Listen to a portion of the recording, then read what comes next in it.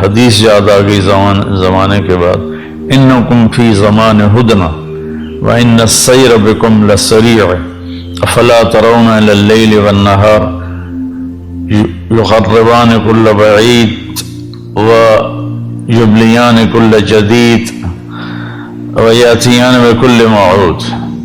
قال مقداد رضی اللہ تعالی عنہ ما الحزن یا رسول اللہ؟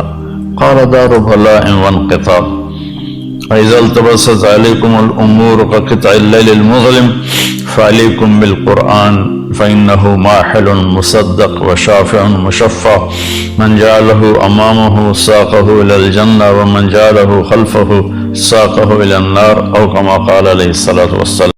میرے نبی نے فرمایا کہ تم ہدنا کے زمانے میں ہو، تم دیکھتے نہیں ہو کہ دن رات کتنی تیزی سے آنے والے وقت کو قریب لا رہے ہیں، اور تیزی کے ساتھ وہ ہماری جوانی کو بڑھاپے کی طرف تبدیل کر رہے ہیں، اور تیزی کے ساتھ اللہ کے وعدے کو قریب لا رہے ہیں، یعنی قیامت، اور قیامت کے بعد حساب کتاب۔ تو مقداد رضی اللہ تعالیٰ نے پوچھا یا رسول اللہ ہدنا کیا ہے؟ تو آپ نے فرمایا مصیبتوں کا گھر اور مٹ جانے والا گھر، یہ ہے ہدنا، یعنی یہ دنیا۔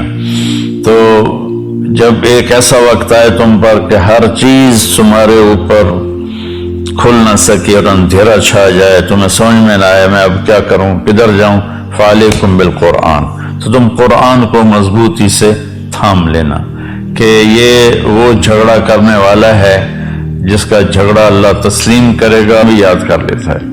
تو میرے بھائی بہنوں، یہ ہے اللہ کا پیغام، ہم نے اللہ کے بندوں کو جا کر سنانا ہے کہ اس مختصر زندگی میں ہم اللہ کو مان لیں۔